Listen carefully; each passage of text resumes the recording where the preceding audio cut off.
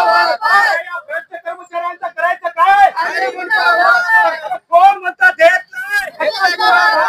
कोण म्हणतात देत नाही?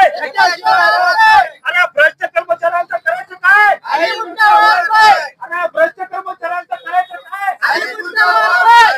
या महानगरपालिकेचं करायचं काय? या महानगरपालिकेचं करायचं काय? या प्रशासनाचं करायचं काय?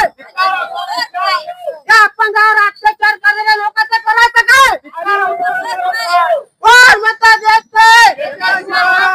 कोण मतं देत नाही? या प्रशासनाचं करायचं काय? अरे कोण मतं देत नाही? दिव्यांग चुकीचा भ्रष्ट कर्मचाऱ्यांचं करायचं काय? भ्रष्ट कर्मचाऱ्यांचं करायचं काय? या निकम्म कर्मचाऱ्यांचं करायचं काय? या निकम्म कर्मचाऱ्यांचं करायचं काय? कोण म्हणतात देत नाही? कोण म्हणतात देत नाही? दिव्यांग चुकीचा दिव्यांग चुकीचा कोण म्हणतात देत नाही? घेतल्याशिवाय राहत नाही. कोण म्हणतात देत नाही? घेतल्याशिवाय राहत नाही. काही कोणाच्या बापाचा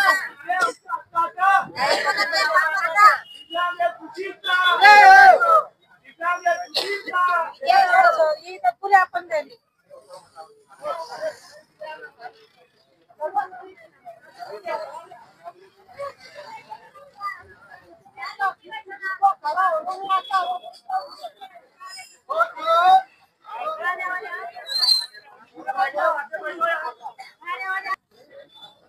मी शेख आसेफ या महानगरपालिकेला आम्ही दिव्यांग लोक कंटाळलेलो आहेत.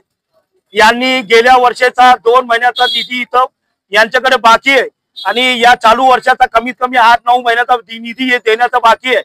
आणि हे काय म्हणतात महानगरपालिकेचे आयुक्त आमच्याकडे निधी उपलब्ध नाही. अरे तुमच्याकडे निधी उपलब्ध नाही तर तुम्ही प्रेस कॉन्फरन्स करा, मीडियामध्ये द्या, पेपरमध्ये द्या. आणि आमच्यासारख्या दिव्यांगांचा तुम्ही हाल करत आहे. आणि तुम्ही सुशिक्षित असून आणि तुम्ही एवढ्या मोठ्या पदावर असून आमच्या सारख्या दिव्यांगांना लाचार करून आणि तिथं 10 वेळेस तुमच्या ऑफिसवर चक्कर मारायला आम्हाला लावतात.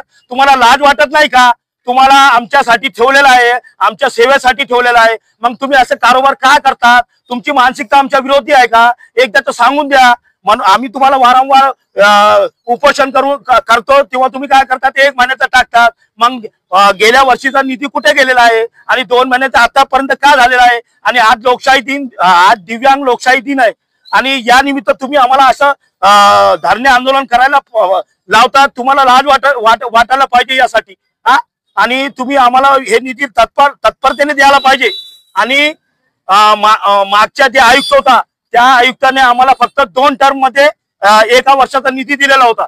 आम्ही यांना हे सूचित आहे की यांनी आता पुढच्या वर्षापासून, या वर्षापासून जे 8 महिन्याचे बाकी आहे, या 8 महिन्याचे जे पैसे आहे फक्त 2 टप्पे करून पूर्ण वर्ष कंप्लीट करायला पाहिजे. जर तुम्ही असं केलं नाही तर आम्ही पुढे याच्या महानगरपालिकेवर आणि कलेक्टर ऑफिसवर एवढा मोठा मोर्चा नेऊ आणि तीव्र करू आणि तुमच्या ऑफिसला काळी पोहोचू आणि कर्मचाऱ्यांना काळी पोहोचू. नाहीतर आम्ही त्या दिव्यांग कक्षाला लाग मारणार आहोत. मी हे तुमच्या मीडियाच्या माध्यमातून हे सांगतोय. आणि याची सर्वोच्च जबाबदारी जी आहे तर शासन व प्रशासनाची असेल. दुसरं असं हे रिन्युअल फॉर्म जे आहेत दरवर्षी घेतात. यांना हे सुशिक्षित असून यांना एवढी हे माहिती नाही का की हे दिव्यांग एकदा नोंदणी झाली, वारंवार तुम्ही का नोंदणी फॉर्म घेतात? आणि नोंदणी फॉर्म घेण्याची 5 वर्षामध्ये एखादी वेळेस तुम्ही हे करा. आणि दुसऱ्या वेळेस तुम्ही हे नोंदणी फॉर्म घेता, तुमच्याकडे रेकॉर्ड नाही का? तुम्ही रेकॉर्डवर तुम्ही तपासून हा माणूस जो आहे इथलचा आहे आणि त्याच्यावर हे कन्फर्म होतो की हा माणूस जिवंत आहे म्हणून. तुम्ही बराच आपला 1 महिना, 2 महिने, 3 महिने रिन्युअल फॉर्म साठी टाकताय आणि दिव्यांगांना पैसे देण्यासाठी तुम्हाला तेवढा वेळ भेटतोय. आणि या दिव्यांगाच्या या रिन्युअल फॉर्म साठी फक्त 1 महिन्याचाच मुदत द्यायला पाहिजे. आणि याच्या अगोदर रिन्युअलचा फॉर्मचा विषयच काढून काढायला पाहिजे. कारण की इथे जी नोंदणी झालेली आहे त्या नोंदणीवरून तुम्ही काय करा, त्या प्रत्येक दिव्यांगाला तपासा आणि तुम्हाला जे फाल्टी वाटेल फक्त त्याला फोन करा आणि त्याला बोलवा. प्रत्येक वेळेस हे करायचं, रिन्युअल फॉर्म भरायचा, एक एक दिव्यांगाला 200 जातात, 400 जातात, 500 जातात. हे तुम्ही तुमच्या घरातून देतात का तुम्ही पैसे? हा, आणि दिव्यांगाची पुन्हा इथं लूट बाजार होते. कोणताही एजंट भेटतो आणि त्याला फॉर्म भरून त्याला 200 दे, 500 दे, 100 दे, असे त्यांना पैशाची मागणी करतो. मग ही जबाबदारी कोणावर आहे? हा, आमच्यासारखा दिव्यांग एक तर त्याला चालता येत नाही, त्याला येता येत नाही, आणि तुम्ही वारंवार त्याला दरवर्षी इथं बोलवतात. का बरं बोलवतात? हा, नाही तर तुम्ही असं करा, रिन्युअल साठी प्रत्येकाच्या घरी जा, तुमचे कर्मचारी त्याच्या घरावर लावा. ज्याप्रमाणे तुम्ही इलेक्शन साठी प्रत्येक दिव्यांगाच्या घरी जाऊन नोंदणी करतात, त्याला घरपोच मतदानाचा हक देतात, त्याचप्रमाणे आमचे सर्व काम घर बसल्याप्रमाणे झाले पाहिजे. ही माझी आट आहे आणि माझी मागणी आहे.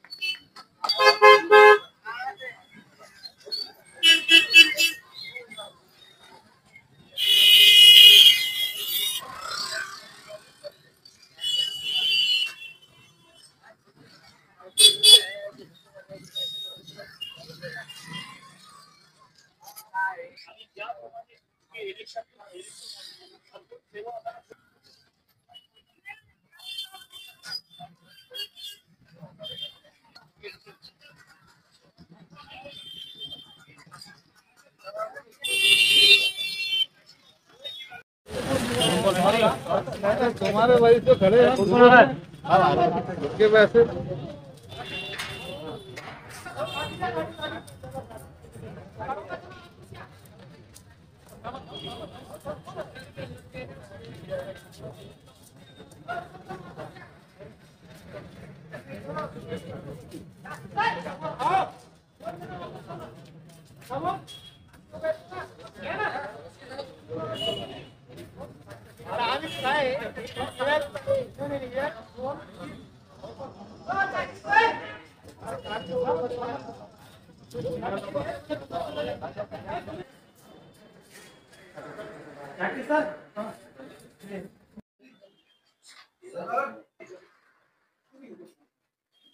आम्हाला निराश करावं लागलं, उपोषण करावं लागलं, आंदोलन करावं लागलं.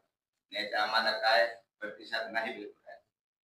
आता आम्हाला तुमच्याकडून इतक्या अपेक्षा आहे की आम्हाला प्रतिसाद लवकरात लवकर भेटून. मला असं सांगायचं आहे की या आयुक्तांची जी मानसिकता आहे ती आमच्या दिव्यांग विरोधात आहे. ऐकून याचा बोलण्याचा असा अर्थ आहे की गेल्या वर्षाची 2 महिन्याची पेंडिंग तुमच्याकडे निधी बाकी आहे, आणि या वर्षाची कमीत कमी 7-8 महिन्याची फीस तुमच्याकडे पेंडिंग आहे. याचे अगोदरचे जे आयुक्त होते त्यांनी आम्हाला एका वर्षातून फक्त 2 टप्प्यात ते संपूर्ण निधी दिला होता, आणि हे 2000 आणि 3000 हे आमच्यासाठी लई नाही, परंतु हे आमच्यासाठी लई मदतगार हे पैसे, आणि हे वेळेवर भेटले पाहिजे. आणि आज दिव्यांग लोकशाही दिन आहे, आणि या निमित्ताने आम्हाला आंदोलन करणे म्हणजे हे किती दुर्लभ म्हणजे दुर्दैवी गोष्ट आहे. आणि आपल्यासारखे महान उच्च शिक्षित लोक आमच्या कार्यासाठी आहे, आम्हाला त्याचा मान आहे, परंतु तुम्ही आम्हाला वेळेवर पैसे दिला पाहिजे. आणि दुसरं असं आहे की ज्याप्रमाणे इलेक्शनच्या पिरियड मध्ये तुम्ही तुमचे कर्मचारी घरी पाठवून आमची सेवा करताय की इलेक्शन जे आहे घरपोच होईल म्हणून, त्याचप्रमाणे हे रिन्युअल फॉर्मचं जे आहे जे 80% वरती आहे 100% पर्यंत, त्यांची घर या तुमचे कर्मचारी तिथं घरी जाऊन त्याच्या रिन्युअल करून घ्यायचं. आणि रिन्युअल करण्याचा अर्थच नाही साहेब, कारण की तुमच्या ऑफिस मध्ये ऑलरेडी डेटा सगळ्या दिव्यांगाचा उपलब्ध आहे. मग रिन्युअल फॉर्म करण्याचे काय अर्थ मला समजत नाही. आणि दरवर्षी साहेब, आणि ती आता 3 महिने 2 महिने लागते. तुमचे साहेब कमिशनर साहेबांनी सांगितलेलं आहे खालच्या लोकांना फक्त आधार कार्ड आणि UID कार्ड आणि बँक सर्टिफिकेट बँकचं पासबुक घेऊन त्याच्यात तुम्ही रिन्युअल करा. पण तुमचे अधिकारी ऐकायला तयार नाही. फक्त सगळे झोन मध्ये फॉर्म भरतो. आता झोन मधून 4500-4000 फॉर्म आले, त्याच्यामधून 1000 तुम्ही फॉर्म परत धाडले, त्याच्यामध्ये काही कलेक्शन आलं, त्रुटी आली, त्याला कोणाला बँक पासबुक नाही, कोणाला काय नाही. म्हणून साहेबांचं फक्त मान्य होतं. मी पण स्वतः समोर होतो. परदेशी सराला साहेबांनी काय सांगितलं, फक्त आधार कार्ड, UID कार्ड आणि बँक पासबुक घेऊन यांची तपासणी करायची. ते झोन मध्ये गेलं का एक डॉक्युमेंट साठी दिव्यांगाला 5-5 चक्कर लावा लागला, आणि 50 रुपये 100 200 रुपये खर्च होतो साहेब. आमची हालत कशी आहे साहेब? 5 वर्षातून एकदा पाहिजे. रिन्युअल तर नाहीच म्हटलं होतं साहेब, रिन्युअल नाहीच म्हटलं. तुमचं झालं असेल बोला. आता हे मी जेव्हा बोलेन तेव्हा तुमचे मुद्दे सगळे झाले असतील. बोला, आम्ही ऐकायला सगळ्यात महत्त्वाची गोष्ट म्हणजे आपल्याकडे 1 वर्षाचं जे पेंडिंग होतं जे उदरनिर्वाह होता, त्यापैकी आपण 10 महिन्यांचं दिलेलं आहे. फेब्रुवारी मार्च आपल्याला आणि त्याचं प्राधान्याने मिळू देतात. त्या आर्थिक वर्षामधले जे 2 महिने आहेत ते निश्चितपणे आम्ही एक मोडची परमिशन घेऊन आम्ही आपल्याला लवकरात लवकर देणार आहोत. एकदा द्या.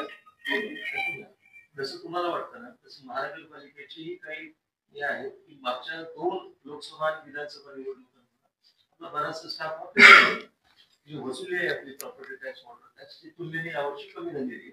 तर आता नोव्हेंबरच्या नंतर जेव्हा या निवडणुका पार पडल्या डिसेंबर जानेवारी फेब्रुवारी मार्च या ज्या 4 महिन्यात आपल्याला जास्तीत जास्त वसुली करायची आणि ती वसुली मिळाल्यानंतर सगळ्यात अगोदर त्यावरती हक्क आपला असणार आहे. 2 महिन्यांचं जे आम्ही आहे ते निश्चितपणे आम्ही आपल्याला देणार आहोत. पहिली गोष्ट. दुसरी गोष्ट जे व्हेरिफिकेशन आहे ते व्हेरिफिकेशन करण्यामागचा उद्देश आहे की खऱ्या लाभार्थ्यांना लाभ मिळाला पाहिजे. बरीचशी लाभार्थी अशी आहेत की काहीतरी खोटं दाखवून काहीतरी चुकीचे डॉक्युमेंटेशन करून तुमचं म्हणणं जे आहे की आम्हाला त्रास होतो पण हे खरे लाभार्थी आता तुम्ही तर पाहिजे कोण तुम्ही कसे लाभ घेतलेले अपंग दाखवून दिव्यांग दाखवून आपल्याला खऱ्या लाभार्थ्यांना त्यांची नोंदणी करून त्यांना प्रॉपरली एक वेळ आम्ही त्यांचं हे केल्यानंतर परत त्या विषयामध्ये आम्ही करण्याची मानसिकता नाही आमची. पण जे लाभार्थी आज रोजी लिस्टेड आहे त्यांना किमान आपल्याला पाहून घ्यावं लागेल की किती प्रमाणात त्यांचं व्यंगत्व आहे आणि त्या पद्धतीने त्यांना सर्टिफाय करून खात्री करून घ्यायची. बिलकुल त्याच्यामध्ये तुमची उलट आम्हाला सहकार्य अपेक्षित आहे. थोडासा त्रास होईल परंतु थोडं सहकार्य आपल्याकडून अपेक्षित आहे. एक गोष्ट तुम्ही करून ठेवलेलं आहे 60% to 100% हा दिव्यांग याचा परमनंट आहे आणि 60च्या खालचा जो आहे 40 पर्यंत 40% याची तुम्ही ही पडताळणी करू शकता आणि या पडताळणी करण्यामध्ये फक्त तुम्ही काय करा महानगरपालिकेकडून 3 महिने 2 महिने एवढा वेळ पाहिजे 1 महिना द्या आणि ते पण हा महिना जे तो मे महिना डिसाईड कारण की आपला जो वर्ष चालू होतो महानगरपालिकेचा एप्रिल टू मार्च पर्यंत होतो. तर एप्रिल मध्ये चालू झाला आपला महिना तर मे मध्ये तुम्ही काय करा याचा सर्वे करून टाका आणि जर तुमच्याकडून झाला तर यांचं घरपोच सर्वे घ्यायचं.